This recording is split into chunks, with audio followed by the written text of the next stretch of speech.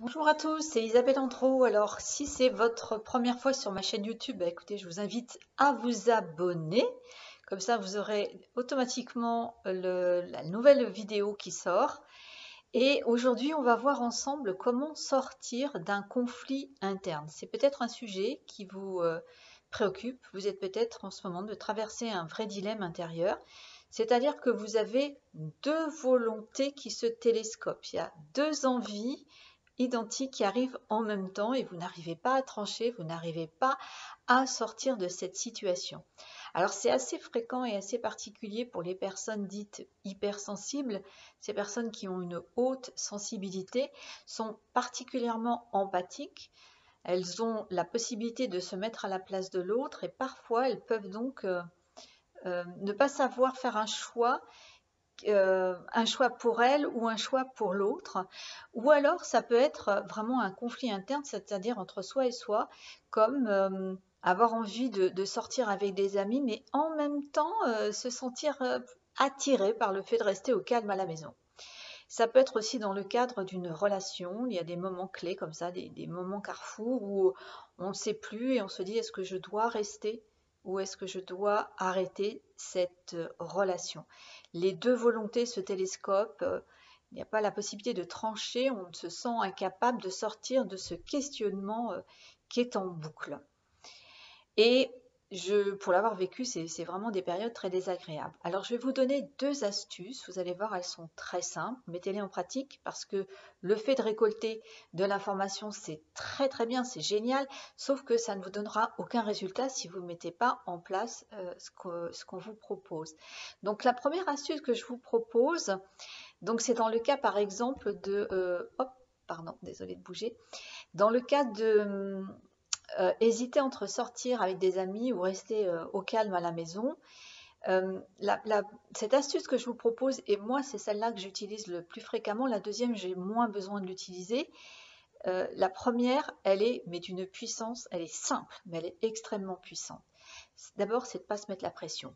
Faites acte de bientraitance et de bienveillance vis-à-vis de vous-même. Je le répète à chaque fois, mais c'est très important d'avoir ce type d'attitude envers soi-même, surtout quand on est bloqué dans une situation. Donc, vous êtes bien traitant avec vous-même, vous n'allez pas vous mettre la pression, au contraire, vous allez décider de prendre du temps. Évidemment, je ne suis pas en train de parler de choses auxquelles il faut donner une réponse immédiate, un cas d'urgence. Mais en dehors de situations d'urgence, donnez-vous ce temps de réflexion. Mais pas pour y penser, pas pour sans arrêt porter une attention dessus. Non, non, non, pour bien penser à autre chose, faire autre chose. Laissez-vous 3-4 heures. L'idéal, c'est de vous laisser la nuit, de dormir, de mettre ça de côté. Moi, je donne l'analogie de mettre votre problème sur la table de chevet. Votre dilemme, vous le mettez à côté. Hop, et vous dormez, vous n'y pensez plus. Ça marche, mais c'est d'une puissance. À chaque fois, le lendemain, j'ai les idées claires.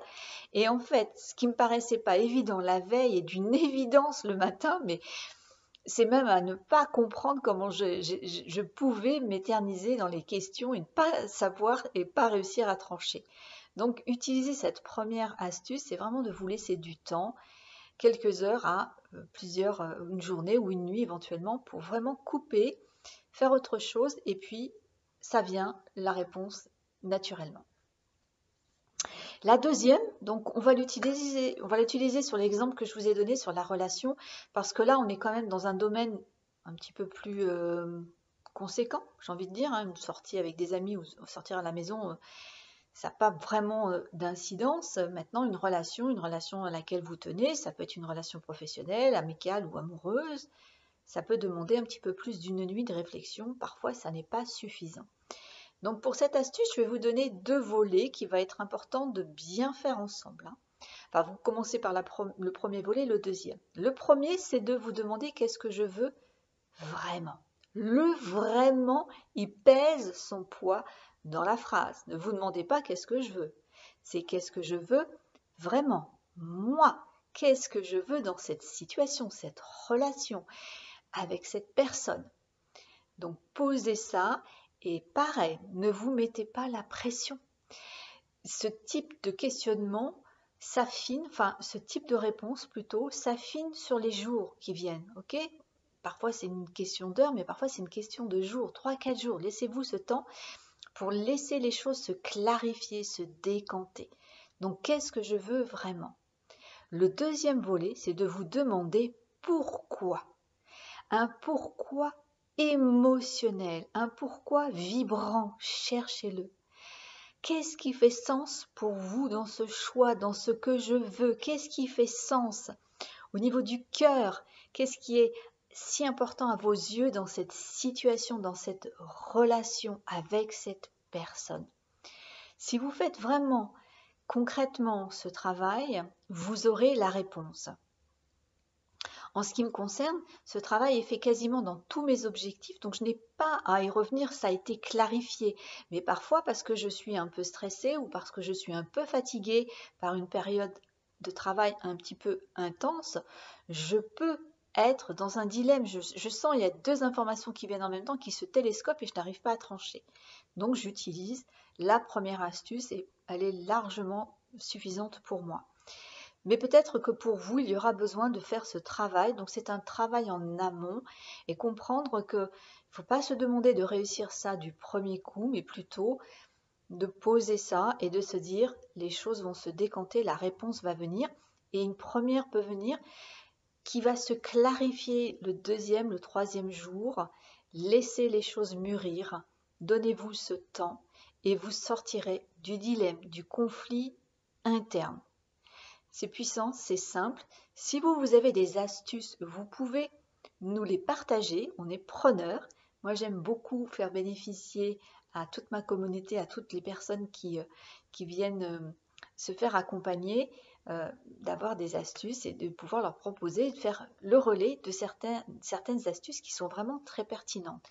Si vous aimez cette vidéo, likez-la, ça permet qu'elle soit dans le fil d'actualité et d'être vue par un plus grand nombre, c'est-à-dire par des personnes qui peuvent être concernées par un conflit interne, parce que ce sont des personnes hautement sensibles et que les personnes hypersensibles dont je fais partie sont des bonnes candidates au conflit interne, à la rumination incessante, à ce questionnement dans lequel on n'arrive pas à sortir, alors qu'il y a des choses très simples à faire. Je vous mets en dessous de cette vidéo le test Suis-je hypersensible? C'est un test offert et je vous mettrai également les 5 meilleurs anti-stress pour les personnes aux émotions fortes et au mental très actif, c'est-à-dire les personnes à haute sensibilité. Prenez soin de vous, on se voit très vite, très prochainement pour une prochaine vidéo.